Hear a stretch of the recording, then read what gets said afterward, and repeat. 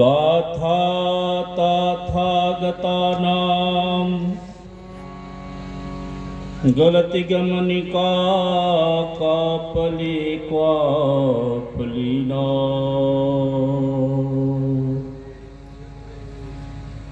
क्षीणा कानादमानी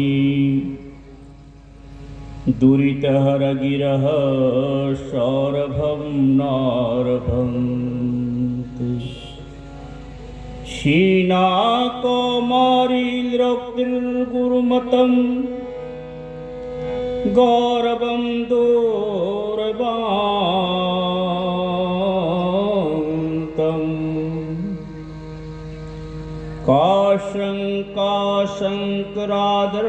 काशङ्काशङ्करादर्भजति यतिपतौ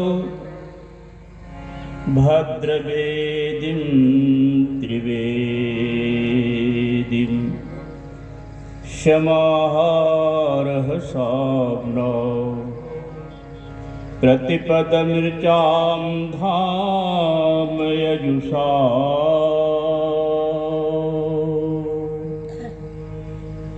लयः प्रत्युहानां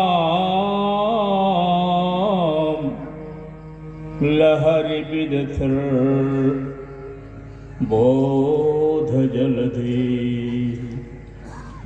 कथादरपक्षोभ्यां कथककुलकोलाहलभवन् हरत्वं सरधां स्वं हयवदन हे साहलहल प्राची संध्या काचिदन्तर्निशायाः प्रज्ञा दृष्टेरञ्जनश्रीरपूर्वा बत्रिवेदान् भातु मे बाजिवक्त्रा वागीशाख्या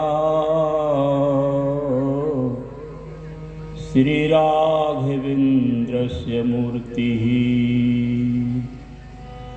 उभयत्र्यन्तसिद्धान्तपूर्णाशयं रुचिराजेन्द्रयोगीन्द्रपादाशयं विमलकाण्डिन्यसदवंशमुक्ताफलं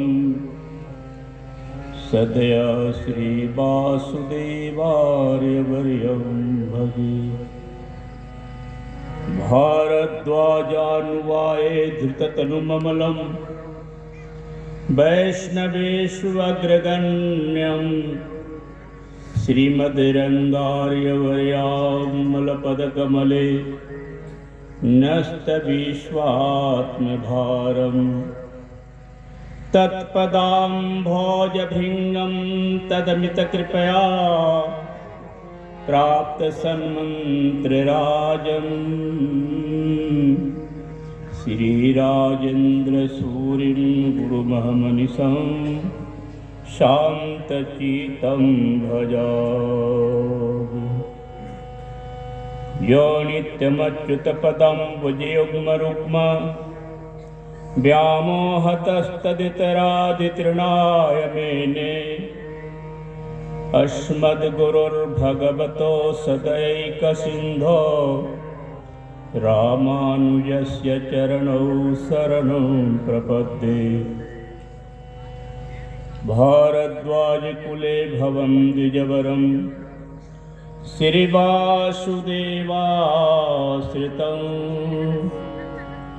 श्रीसिद्धान्तविवर्धकं मुनिवरं मग्नं प्रमोदार्णवे विद्यावारिधितं गतं च सकलं शास्त्रं समभ्यस्यतं श्रीमन्तं धरणीधरं गुरुमहं नित्यं मुदा संश्रये लक्ष्मीनाथसमारम्भां, नाथयामुनिमध्यमां, अस्मदाचार्यपर्यन्तां वन्दे गुरुपरम्परा। एक बार बोल लक्ष्मी नारायण भगवान की जय।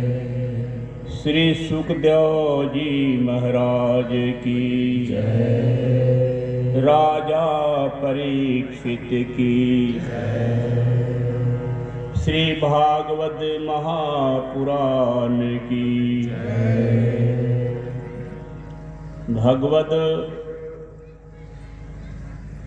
भागवत अनुरागी वृंद, माताएं, बहनें एवं बाल बुजुर्ग, प्यारे नौजवानों, दूर दराज से आए भागवत कथा अमृत पान करने वाले सज्जन वृंद, मंचस्थ समासीन गायक वादक एवं संत विद्वत,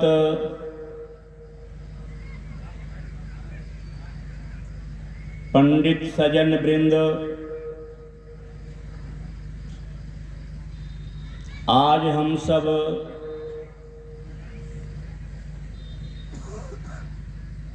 सृष्टि की उच्च श्रेणी अंतस्थ भागवत महापुराण की सभा में हम सब अपनी अपनी समुपस्थिति दर्ज कराई है।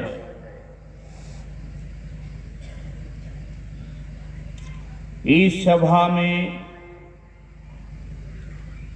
जिस जीव की समुपस्थिति हो जाती है उस जीव का कल्याण ही नहीं परम कल्याण हो जाता है, क्योंकि श्रीमद् भागवत महापुराण की कथा जितने रूप में जिस तरह जैसे भी हो,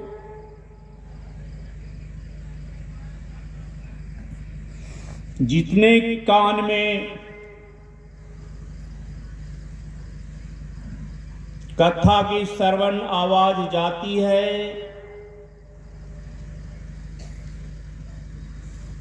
उस जीव का कल्याण ही नहीं परम कल्याण हो जाता है, क्योंकि इस कथा की नाम अमर कथा है। अमर कथा सुनने वाला जीव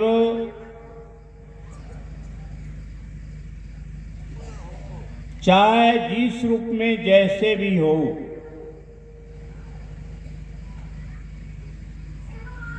जहां पर श्रीमद् भागवत महापुराण की कथा होती है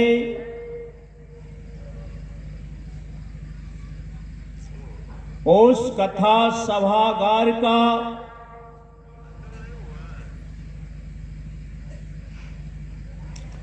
रक्षक हनुमंत लला होता है। कथा के भंडार कोण उत्तर पश्चिम कोण पर हनुमंत लला विराजित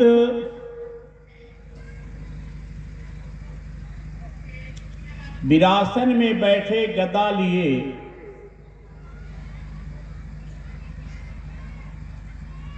हम सबों की रक्षार्थ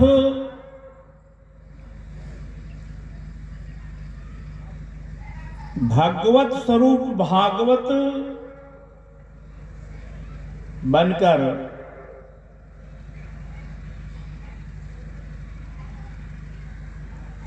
निस्वार्थ, निष्कलंक, निष्पाप और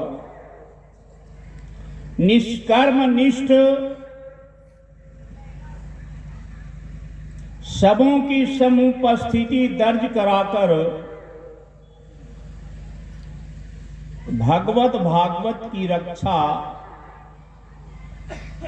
हनुमंत लला करते रहते हैं। ये नहीं समझो कि सिर्फ इस कथागार में हम सब मानव ही बैठे।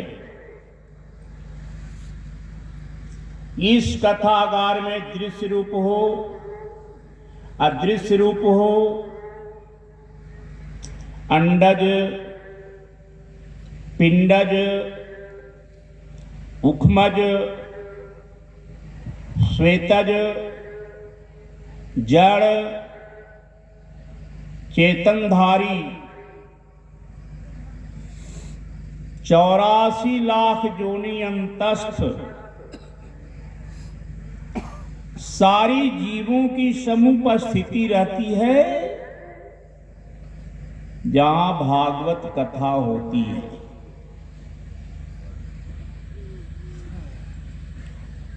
भागवत कथा अमर क्यों कहती है, इसका वर्णन मैं ठोस रूप में समझाने का प्रयास कर। देखो, जब जब हुई धर्म की हानि, बाढ़ सूत अधम अभिमानी, तब तब प्रभु धरि विविध शरीरा, हरहि नाथ भव भंजन पीरा। भव माने संसार, सृष्टि की पीड़ा हरण करने के लिए भगवान भागवत स्वरूप अपने आप को परिणत करते हैं।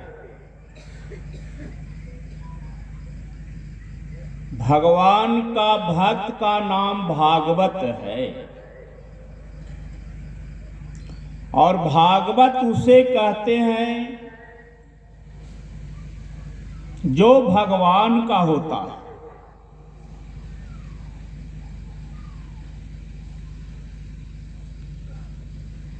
भगवान का स्वरूप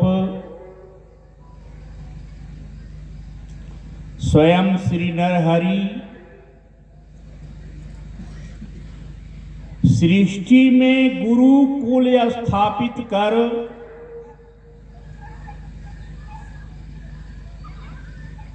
हम सबों के बीच में आचार विचार प्रसार करने के लिए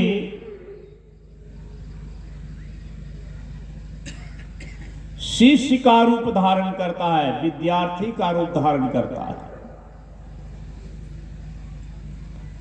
चाहे वह राम हो, चाहे कृष्ण वगैरह 24 अवतार हो, जितने भी रूप में भगवान की अवतरित प्रकाष्ठा स्वरूप कथा है,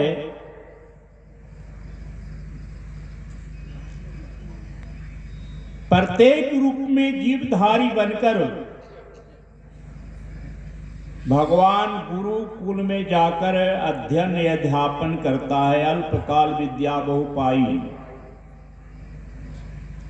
और गुरुकुल पढ़न गयौ रघुराई। इसलिए प्यारे बंधु, कथा सुनने के पहले अपने आप को संभालना होगा।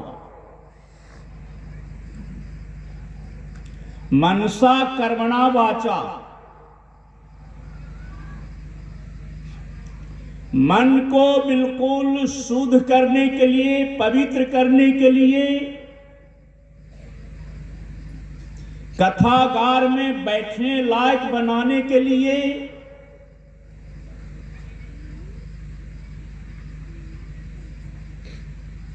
वाणी के द्वारा मन को शुद्ध करना होगा। मन बहुत चंचल है। अन्य गाड़ी प्लेन वगैरह की गति से कई गुना अत्यधिक गति है। किसी भी देश के कोने में गए हो,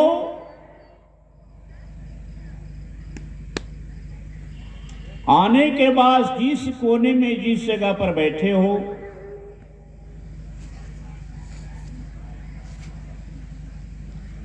ज्यों उस गति की चाहना होती, मन सेकंड में पहुंच जाता है। इतनी गति मन की है। मन की गति बहुत चंचल होती है। इसलिए इसकी गति को रोकने के लिए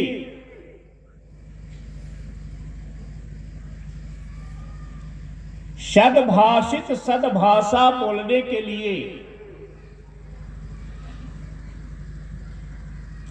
अपने आप अपनी वाणी को संभालना होगा। जब तक वाणी संभलेगी नहीं, तब तक मन एकाग्र नहीं हो पाएगा। और जब तक मन एकाग्र होगा नहीं, हम कथा श्रवण नहीं कर पाएंगे। श्रवण करने का मतलब अध्ययन करना। अन्य जितने कार्य है, सारे कार्य मनोविलासिता है।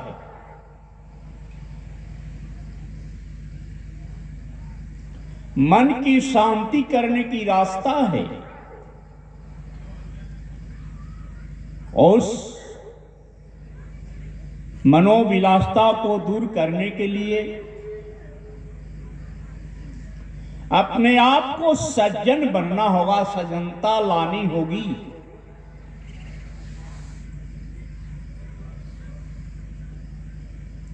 जिस सज्जनता लाने के लिए आज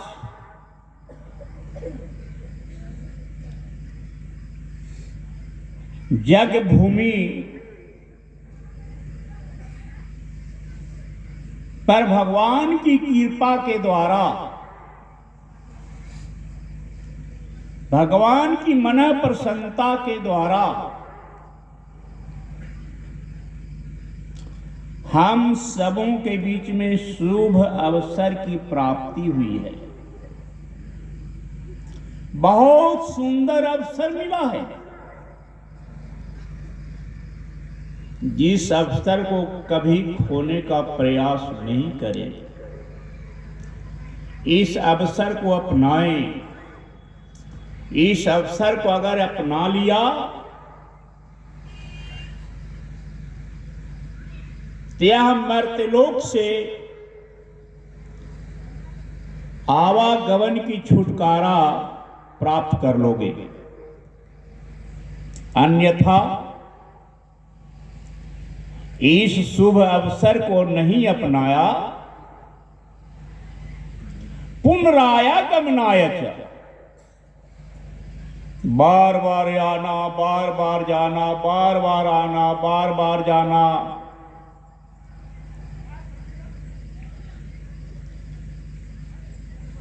मर्त्यलोक से स्वर्गलोक की सीढ़ी बनी रहती है बार बार आने जाने के लिए।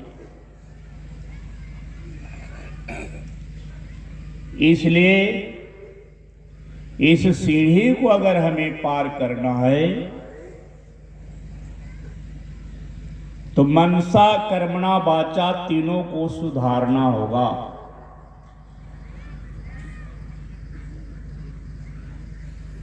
जैसा खाओगे अन्न वैसा होगा मन,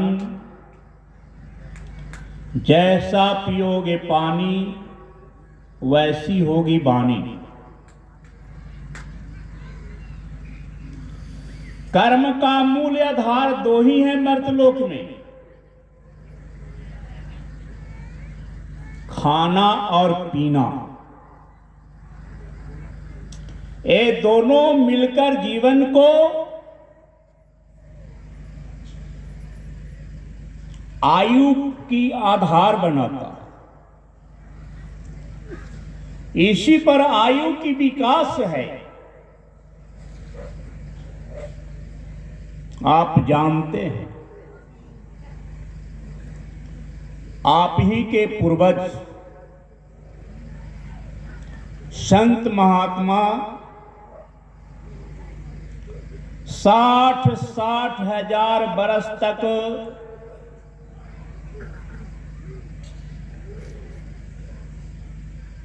तपस्या में तल्लीन रहा और 60 बरस के बाद तपस्या की पूर्णता हुई। 15 साल के एज में अगर जो तपस्या में लीन हो गया तो 60 हजार बरस तक 15 वर्ष से 1 सेकंड भी आगे नहीं बढ़ा। आयु उसी समय पर आधारित हो गई।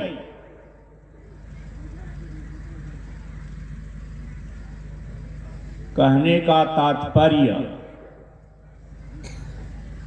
दीर्घायु बनना है तो सर्वप्रथम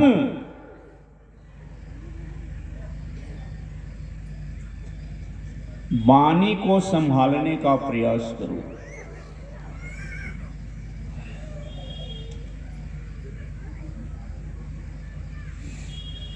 वाणी ही मूल मार्ग है। वाणी के माध्यम से ही सारी कार्यों की पूर्णता होती है। अब उस वाणी को सुधारने के लिए हम चलते हैं श्रीमद् भागवत महापुराण की कथा के बीच में।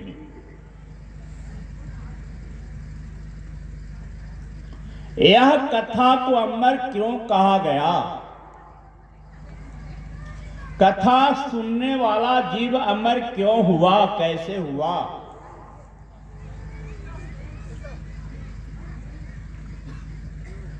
आज अपने अपने समय से सारे लोग अवगत हो, सारी व्यथा में जूझे हुए हो, सारी कर्मकृत कार्य से प्रेरित हो, इसी तरह की समस्या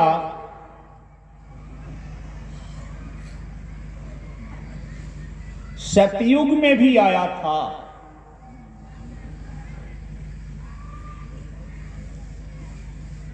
जानते हो,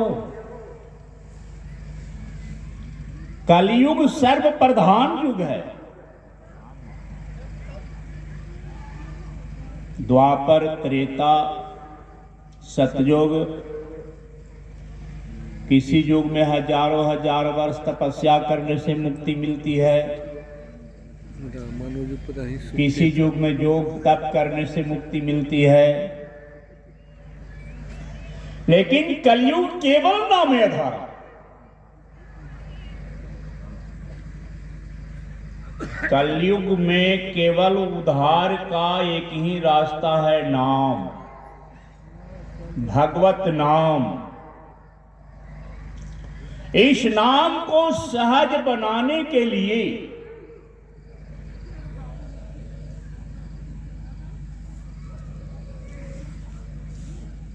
नारद बाबा ने विचार किया। सृष्टि के अंदर मानव समाज कैसे संभलेगा, क्योंकि 84 लाख योनि के अंदर यह जो मानव शरीर हमको मिला है, हम आप सब प्राप्त किए हैं, यह उन्नतशील योनि है। इस योनि पर भगवान की प्रसन्नता बहुत ज्यादा होती है। इस योनि के माध्यम से भागवत बनकर भगवान को प्राप्त करते हैं। तद्धाम परमम मम, जीव परम धाम को जाता है, उस धाम से पुनरावृत्ति नहीं होती।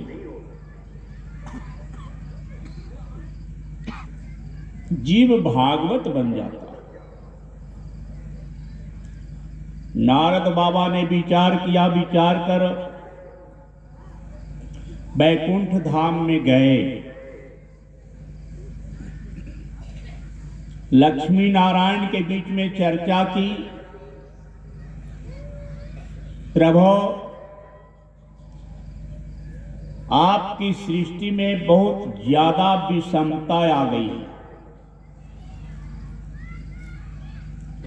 मानवों के बीच में मतभेद आ गया है। मुंड मुंड मति कर भिन्ना, आपस में द्वंद्वता आ गई है, बिखराव हो गया है।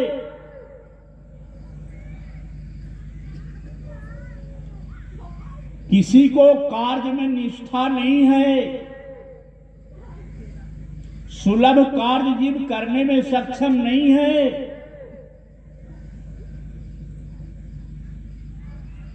इसलिए विषमता दूर होनी चाहिए मानवों के बीच।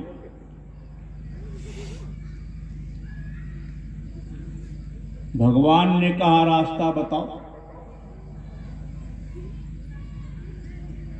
किस रास्ता को अपनाया जाए, किस मार्ग पर चला जाए।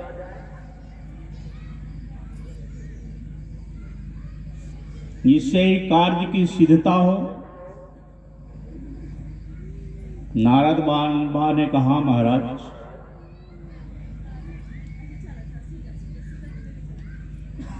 मां लक्ष्मी को हमें दो।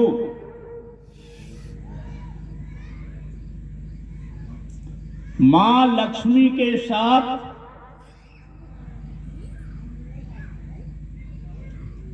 जो आपकी सृष्टि रक्षार्थ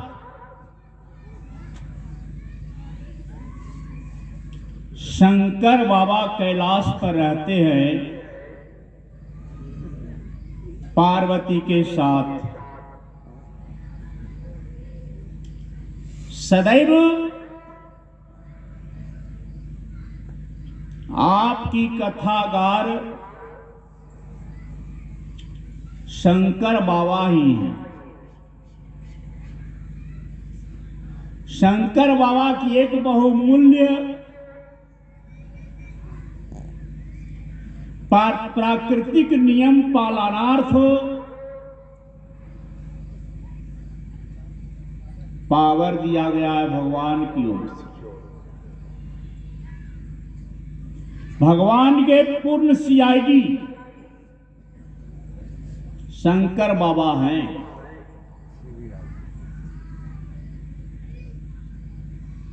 सारे दिन कार्य करते हो,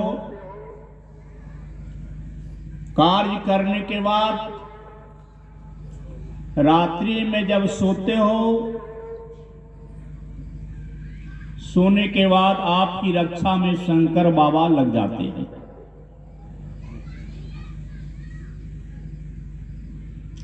सो जाने के बाद जीव मां प्रायः मृत पाया जाता है, शोध बुद्ध खो जाता है।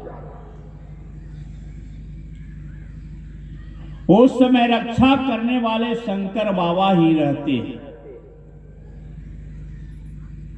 और सबों की मन टटोलने के लिए, मन स्थिति जानने के लिए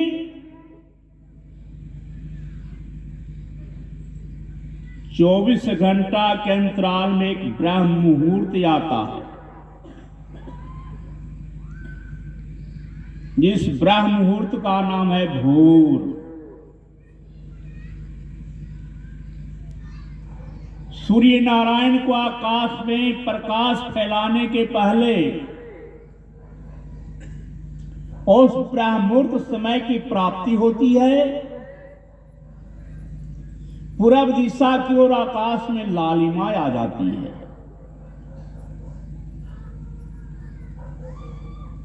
उसी ब्रह्म मुहूर्त में शंकर बाबा प्रत्येक जीव के पास जीव को मूल्यांकन करने के लिए भ्रम को दूर करने के लिए अपने आप को भ्रमण करता है। जितने भी सृष्टि में जीव है 4 बजे भोर अवश्य जाग जाता है, फिर सोए जे करे जो जैसा वैसा। लेकिन उस समय जीव की निद्रा टूट ही जाती है। हे शंकर भगवान की कृपा।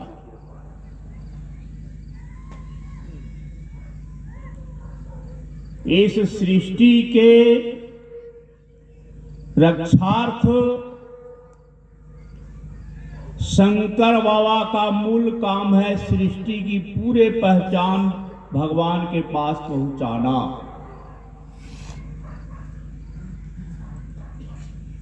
भगवान के ऑफिस में बड़े बाबू का नाम है चित्रग्रीव। 24 घंटे के अंदर में जितने कार्य करते हो सेकंड बाय सेकंड कार्य का मूल्यांकन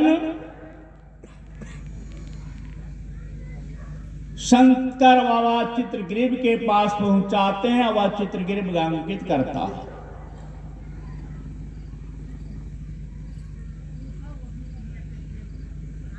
ये नहीं समझना कि हम अंधेरी रात में घर में किल्ली लगा दिया, अंदर से ताला जड़ दिया, मैं कुछ कार्य करने को अपने आप को सक्षम हो गया, कोई देखने वाला नहीं। चाहे जहां भी जिस रूप में जैसे रहो, आपकी जीवन की मूल्यांकन सेकंड बाय सेकंड होते रहते हैं। वहां लिखा रहा है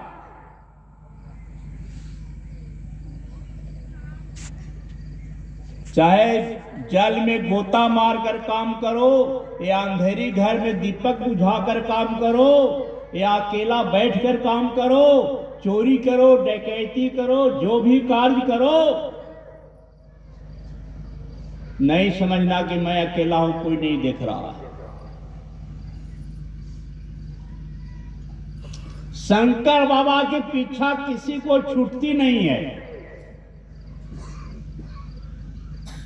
पूरे समय का मूल्यांकन कर शंकर बाबा चित्रग्रीव के पास जाकर बही में अंकित करवाते हैं।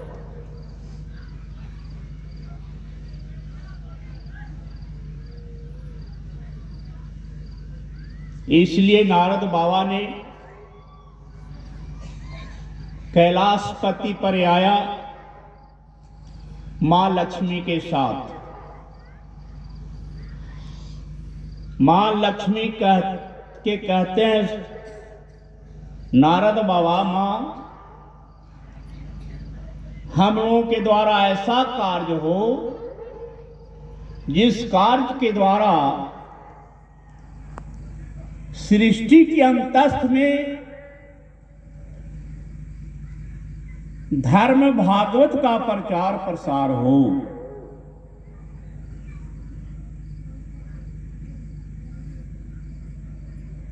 मां लक्ष्मी कहती है कि नारद तुम ही इसमें सक्षम हो,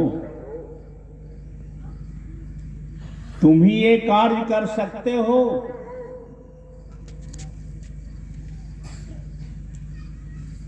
अन्यथा शंकर के अलावे यह कार्य किसी से नहीं हो पाएगा।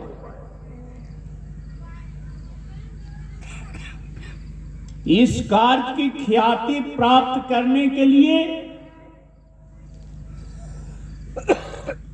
पार्वती और शंकर दोनों की मन भावना को तोड़ना होगा, अलग करना होगा, बिखेरना होगा।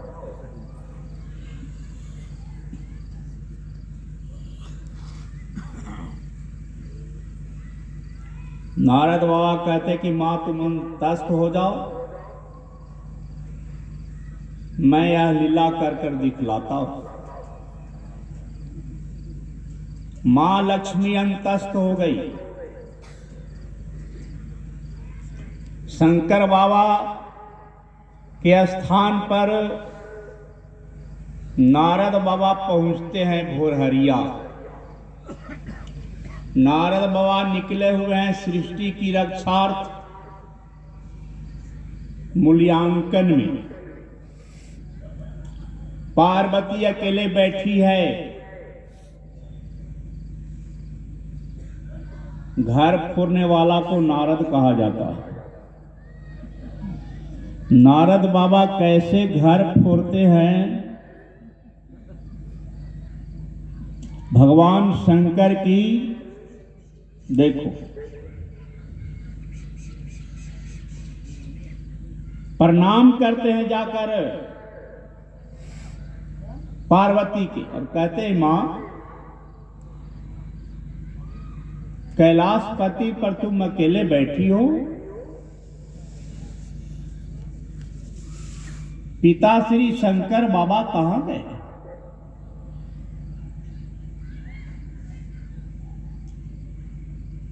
पार्वती कहती कि भगवान का मूल कार्य जो है वह कार्य करने के लिए शंकर बाबा सृष्टि के अंदर भ्रमण कर रहे हैं। उन्हें पूरे जीवों की मूल्यांकन पहुंचाना है भगवान के ऑफिस चित्रगृह के पास।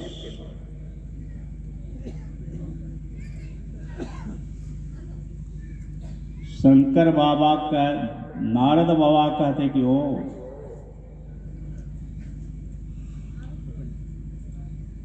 तुमको अकेले छोड़कर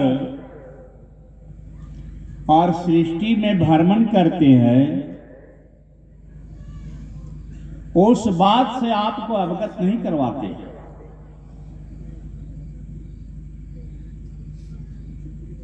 मां पार्वती कभी नहीं नारद, पहले सारे मूल्यांकन कार्य हमें कह सुनाते हैं, तब भगवान के पास जाते हैं। नारद बाबा नहीं मां, मैं विश्वास नहीं करूंगा। तुम परीक्षा लो अपने पतिदेव का। क्या परीक्षा लूं? तो तुम जब से हो तब से नारद बाबा के गले में मुंडमाल देख रहे हो। 108 आदमी के मुंड के माला पहने रहते हैं शंकर बाबा। हाँ, पहने तो रहते हैं। वह किसका किसका मूड़ी है आपने कभी पूछा और बतलाए?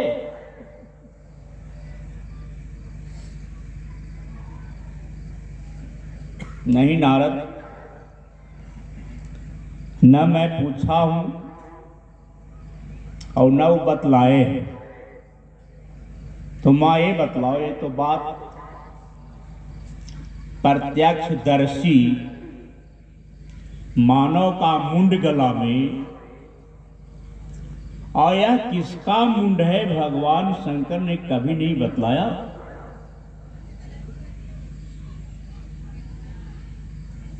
ये सिद्ध करता है कि आपसे बात शंकर बाबा छिपाते हैं।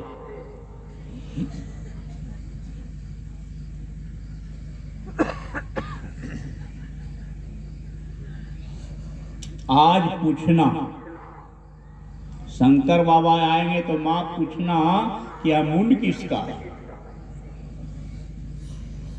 शंकर बाबा आए, मां पार्वती पूछी, पतिदेव हमसे बात बहुत छिपाते भी हैं। नहीं पार्वती, मैं तो एक भी बात नहीं छिपाता। नहीं छिपाते हैं तो कभी आपने कहा कि यह मुंड का माला किसका पहने हुए है?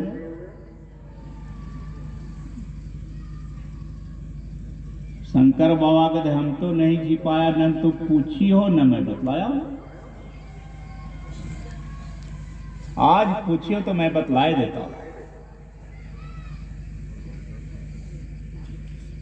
यह 108 मुंड तुम्हारा ही है। मैं इतना प्यार तुमसे करता हूं, जब तुम मरती हो तुम्हारे मुंड को अपने माला बनाकर गूंथ लेता हूं।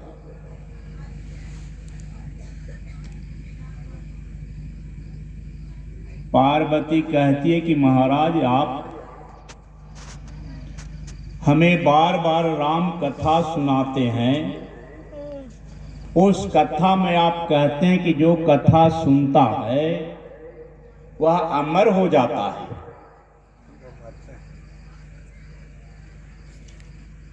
मैं हजारों लाख बार आपसे कथा सुनी, मैं अमर नहीं हुआ? कथा की अमृत कहां गई? जो आपके गले में 108 मुंड माला है वह हमारी माला। मैं इसका मतलब कि मैं 108 बार मर चुका हूं। नारद बाबा कहते कि मैं कथा तो कहता हूं, लेकिन पार्वती तुम सुनती नहीं हो।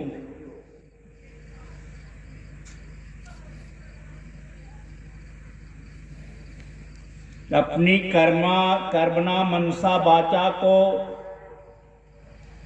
मजबूती के साथ, श्रद्धा प्रेम के साथ कथा में नहीं लगा पाती।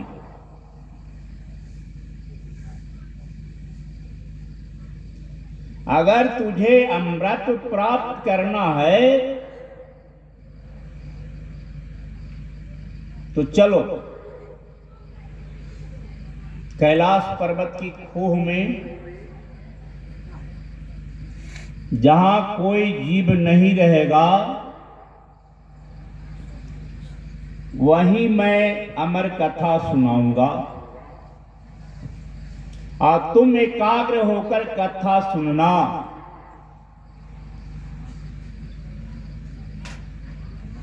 जब तक कथा चलेगी बीच में हुंकारी भरते रहना। शंकर पार्वती दोनों गए कैलाश पर्वत की गुफा में अंदर, और इधर लक्ष्मी क्या की, सुगा के रूप धारण कर ली और सुगा के रूप धारण करके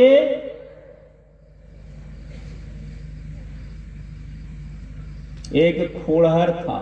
सुगा आज भी किसी भी वृक्ष के खोड़हर में ही रहती है, बच्चा देती है।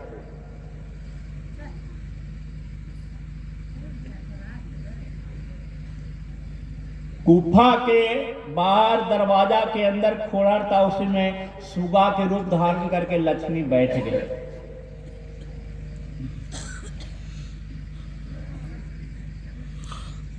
बैठकर वहां पर अंडा दे दी। देखो भगवान की रचना कैसे होती है।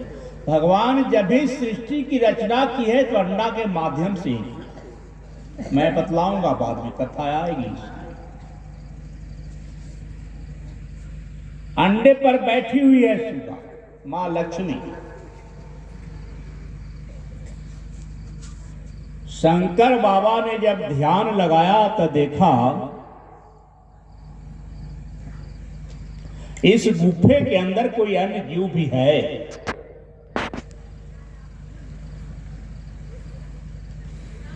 पार्वती को आदेश दिए, पार्वती जाओ दरवाजे पर थपड़ी मारना, कोई जीव इसके अंदर है।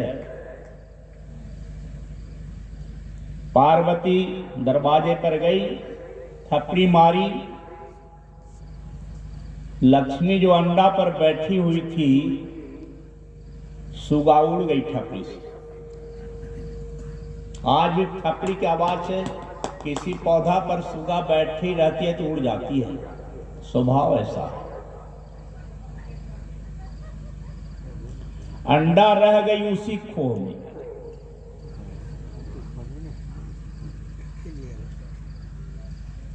नारद बाबा ध्यानस्थ हो गए, भगवान की कथा प्रारंभ हुई, भागवत महापुराण की कथा। देखो इस कथा की प्रचार प्रसार मां लक्ष्मी स्वयं कैसे की है, ये बतलाने जा रहा हूं। कथा प्रारंभ हुई, पार्वती हुंकारी भरना शुरू कर दी, जगह जगह पर हूं कथा का नियम आज भी है। कोई कथा कहते हैं तो कथाकार की जानकारी के लिए, आदर्श के लिए बीच बीच में हुंकारी भरना पड़ता है। 3 दिन तक मां पार्वती हुंकारी भरते रही।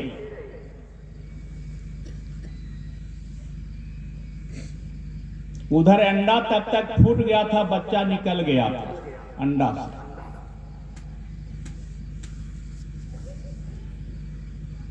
चौथे दिन जब भगवान की कथा आई, नारायण की, राम की, जन्म की, पार्वती को निंद्रा सता दी, पार्वती सूत गई। सुगा का बच्चा ने सोचा हुंकारी कोई भरने वाला कथा में नहीं रहेगा तो कथा बंद हो जाएगी, शंकर भगवान का ध्यान टूट जाएगा।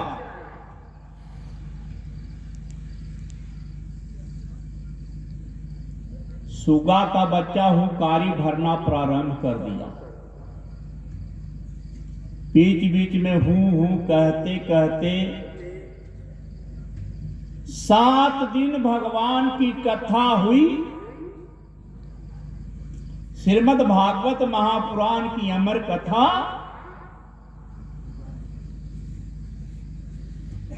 अमृत प्राप्त करना था, कथा श्रवण कर पार्वती को, और अमृत प्राप्त कर लिया सुगा का बच्चा।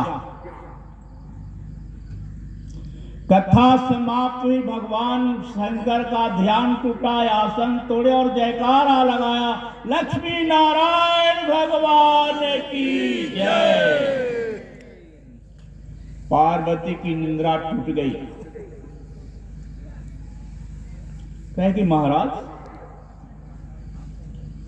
कथा समाप्त हो गई, आपने जयकारा लगाया,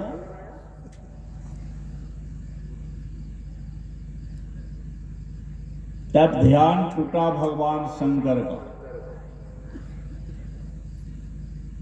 पार्वती तुम सोई हुई थी क्या? कहां था कथा सुनी है? कहेगी महाराज आपने चौथा दिन भगवान राम का जन्म कथा प्रारंभ किया, उस समय हमारी निंद्रा आ गई। मैं उसके बाद नहीं जानता हूं कि क्या कथा हुई। शंकर भगवान ने ध्यान लगाया कि हुंकारी कौन भर रहा था। इस गुफा के अंदर तो मैंने देख करके ध्यान लगाया था, कोई जीव नहीं। ध्यान लगाया तो देखा कि वो सुगा का बच्चा बैठा है खोड़हर में। भगवान ने त्रिशूल लिया, तीसरी आंख को खोला, भगवान शंकर का तीसरी आग का काम है, जिस पर दृष्टि पड़ेगी वह जलकर भस्म हो जाएगा। सुगा वहां से भागा। भगवान शंकर त्रिशूल लेकर खरीद रहे हैं।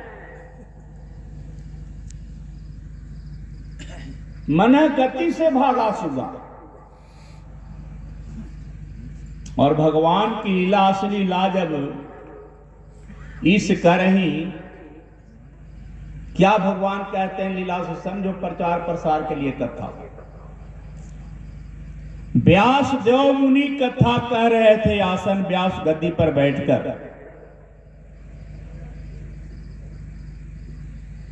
यह जो व्यास गद्दी है, यह व्यास गद्दी महिलाओं के लिए नहीं गद्दी है। आज कथा बहुत जगह हो रही है महिलाओं के द्वारा। जिस कथा के माध्यम से अशांति फैलते जा रही है। कथा को दुर्व्यवहार नहीं करना, ये कथा को दुर्व्यवहार भागवत महापुराण का दुर्व्यवहार है। यह व्यास गद्दी है। पुरुष संत विद्वान इस गद्दी पर बैठने का अधिकारी है, महिला का अधिकार नहीं आता। लेकिन आज जगह जगह पर बहुत बड़े संत कहने जा रहे हैं कथा। उस जगह भी कथा चल रही है, एक महिला की कथा चल रही, कल मैंने देखा था। सतचंडी यज्ञ, उसमें उनकी कथा चल रही है। नहीं ऐसा होना चाहिए। चलो, व्यासदेव जी महाराज कथा कह रहे थे। व्यासदेव जी की पत्नी का नाम बीटिका थी। बीटिका बीटिका कथा सुन रही थी। व्यासदेव महाराज व्यास गद्दी पर कथा कह रहे थे। वह सुबह दौड़ते दौड़ते व्यासदेव जी महाराज के कुटिया में घुसी। भगवान की कृपा हुई, बीटिका को जमहुआई आया। जमहुआई आने के बाद मुंह कस कर फैलता है। जमहुआई के माध्यम बीटिका के मुंह फैल गया और उस मुंह के द्वारा बीटिका के गर्भाशय में सुखदेव जी महाराज चले गए। सुगा का बच्चा चल गया, प्रवेश कर गया बीटिका के गर्भ में। शंकर बाबा उधर से आए, व्यासदेव जी से पूछा, व्यास इस जंगल में तुम अकेला हो?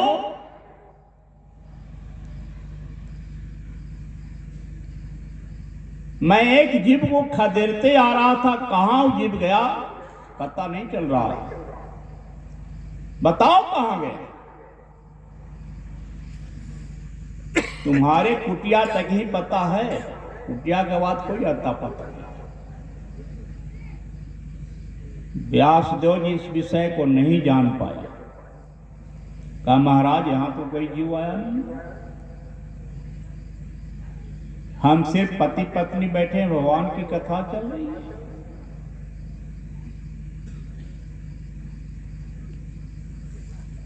शंकर भगवान लौट गए।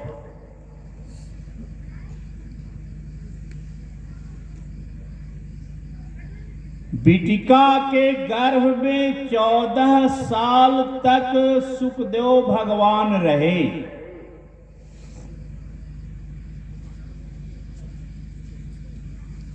पंद्रहवां साल प्रारंभ हुआ। व्यासदेव जी प्रार्थना करने लगे।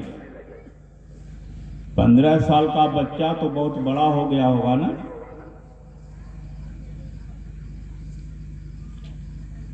बाहर निकलो बेटा, बाहर निकलो बेटा, बाहर निकलो बेटा। प्रार्थना करते करते 1 साल व्यतीत हुआ। 16वां साल चढ़ा।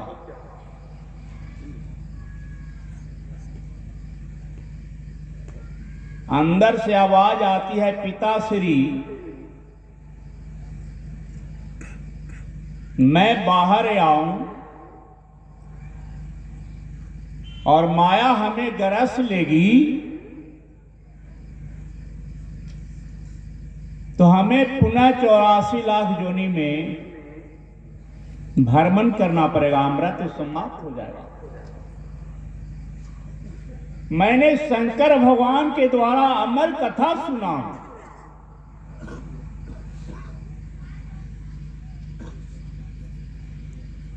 व्यासदेव जी कहे कि नहीं बउआ, बाहर आओ, 60 नाम की हवा तुम्हें नहीं गरस पाएगी, मैं तुमको उससे आच्छादित रखूंगा। 16वां साल बिटिका के गर्भ से सुखदेव भगवान अवतरित हुए, लेकिन सुखदेव भगवान उस कुटिया में टिके नहीं। 60 नाम की हवा गरस लेगी। जीव जब पैदा लेता है, पैदा लेने के पहले जीव के रक्षार्थ भगवान गर्भ में रहते हैं।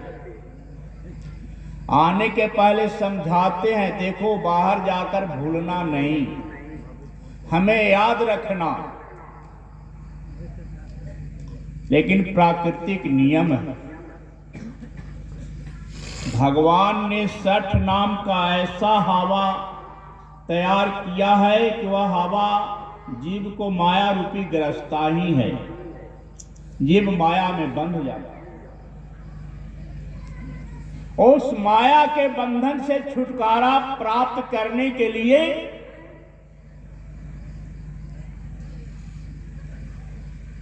सुखदेव मुनि बाहर आते ही भगवान का स्मरण किया।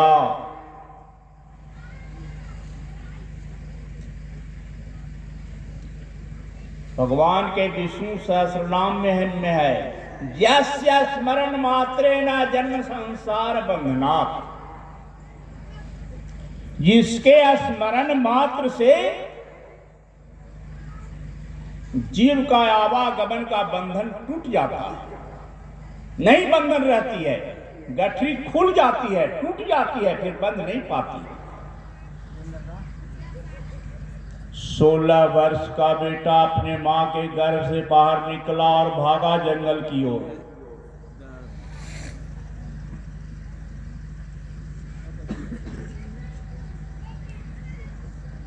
भागवत कथा प्रारंभ होने जा रही है। यहां से भागवत महत्व में बतलाया है। भागवत महापुराण की महत्ता चल रही है, महत्व चल रही है, कल तक महत्व नहीं चला। भागे आगे आगे, पीछे से दौड़ रहे हैं व्यास, बेटा बेटा ठहरो, बेटा ठहरो, बेटा ठहरो, बेटा। काहे को बेटा रुकेगा? बेटा तो कथा के माध्यम से अमृत को प्राप्त किया है।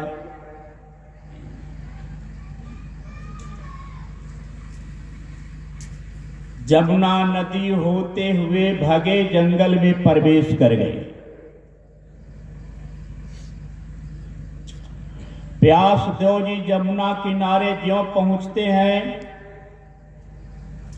वहां पर 9 युवती गोपिकाएं स्नान कर रही थी। व्यासदेव जी को देकर अपने अंग को आच्छादित कर ली, ढक ली अपने हाथ से। व्यासदेव जी पूछे, गोपिकाएं, यह तुम लोगों ने क्या की? मैं जुलजुल अवस्था में हूं, हमारी इंद्रियां शिथिल पड़ गई है, मन स्थिति शांत हो गई है। इस शरीर के अंदर से कामदेव भाग गया विवश होकर।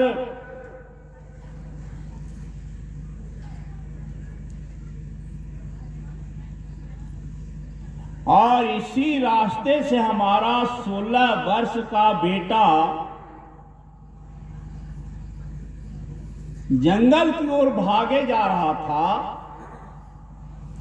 उस नौजुवक को देखकर तुम लोग अपने अंग आच्छादित नहीं की, और हमें बूढ़ा को देखकर आच्छादित अंग करती हो? कहती हाँ महाराज।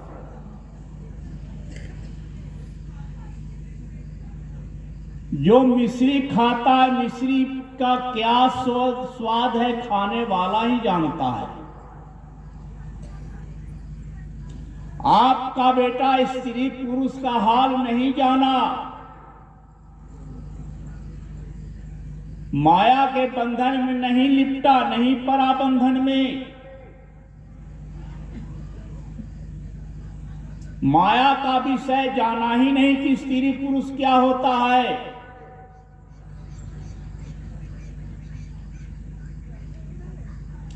प्राकृतिक नियम से बिल्कुल अनभिज्ञ आपका बेटा। इसलिए मैंने उससे नहीं लजाई, लेकिन आप इस विषय से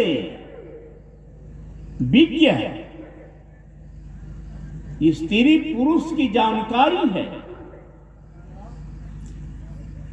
इंद्रिय व्यथा आप जान रहे हैं, आपने इसका रस लिया। इसलिए हम लोग आपको आने के बाद अंग को प्रक्षालन किया, अंग को ढका। आज की कथा भागवत महत्व के द्वारा अमर कथा का अमृत का विषय समझाया गया। जब तक मन में एकाग्रता नहीं आएगी,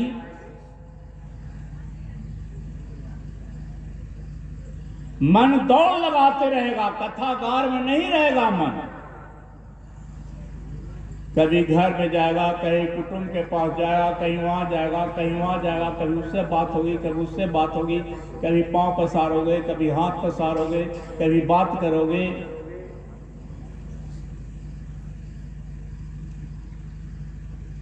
कथा सुनने के बाद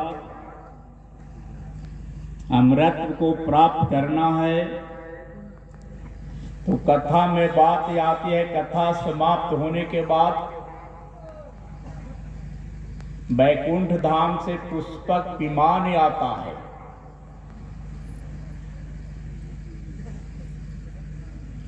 कथा आएगी इसके अंदर में, किसके किसके लिए विमान आया। विमान का मतलब ये नहीं समझना वहां से फूल का बड़ा बढ़िया बन करके आती है गाड़ी। बिगती मानो जस्या विमान, जिसके अंतस से जितनी विकृतियां हैं, कथा सुनने के बाद सारी विकृति समाप्त हो जाती है। उसी के पास विमान आता है, वही जीव अमृत को प्राप्त करता है। इसलिए एकाग्रचित होकर अपने आप को प्रवेश कर एकाग्रचित होकर कथा सुननी चाहिए।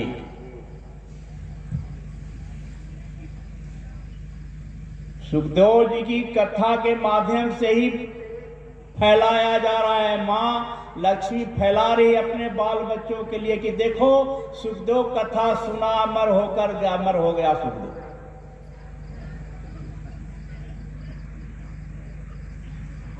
राम आए चले गए, भगवान का 24 अवतार चला गया, लेकिन सुखदेव जी महाराज नहीं गए, अमृत को प्राप्त कर लिया। इसलिए मां लक्ष्मी के द्वारा, मां लक्ष्मी के पुत्र सुखदेव जी महाराज के माध्यम से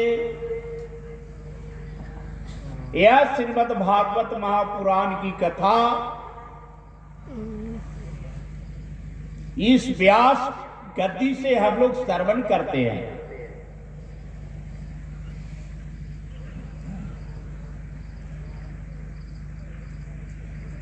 व्यास गद्दी की महत्ता है।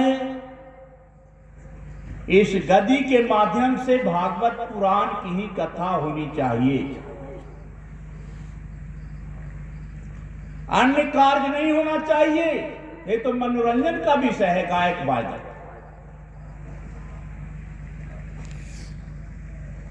सुखदेव जी की कथा पूरे भागवत में गान वादन की व्याख्या कहीं नहीं आई। एक आसन पर बैठ गए सुखदेव जी महाराज, दूसरी आसन पर राजा परीक्षित बैठ गया। 7 दिन अहोरात्र अखंड भागवत कथा हुई। एक भागवत की बाहर एक शब्द भी कथा में नहीं आई। जब कथा की समाप्ति हुई, भगवान सुखदेव जी महाराज भगवान का नाम का नारा लगाया, और नारा लगाने के बाद सुखदेव जी महाराज से पूछते हैं कि सुखदेव, राजा परीक्षित, क्या तुम आज 7वां दिन मरने वाले हो? 7वें दिन की कथा कैसे 7 दिन होती है?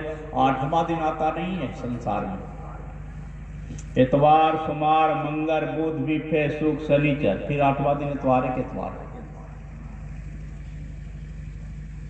क्या 7 दिन के बाद आज तुम मरने वाला हो?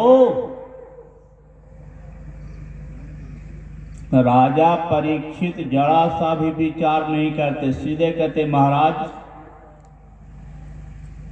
आपकी कथा सुनी, कथा सुनने के बाद जीव अमर हो गया, और जो अमृत को प्राप्त कर लिया वह किसी को मारने से मरता नहीं।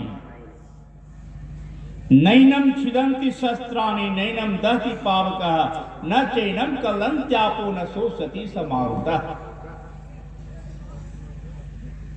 आत्मा में इस तरह की अमृत प्राप्त हो गई।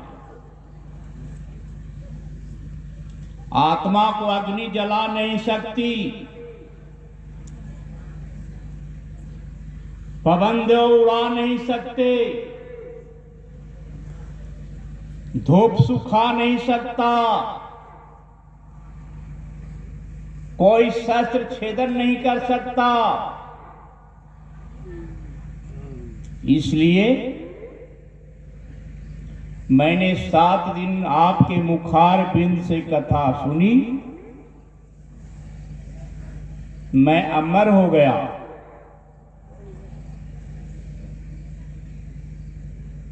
सूक्ष्म रूप में तक्षक नाग आता है, राजा परीक्षित के कानी अंगुली में डसता है, यह नश्वर शरीर जलकर भस्म हो जाता है। आएगी लास्ट दिन कथा। एक बार बोलो वृंदावन बिहारी लाल की, सुखदेव भगवान की, भागवत महापुराण की आज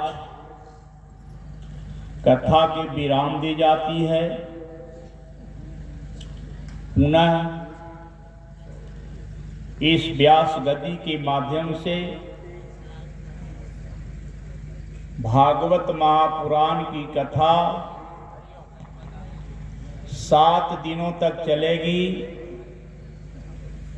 आप विधिवत कथा की श्रवण करें।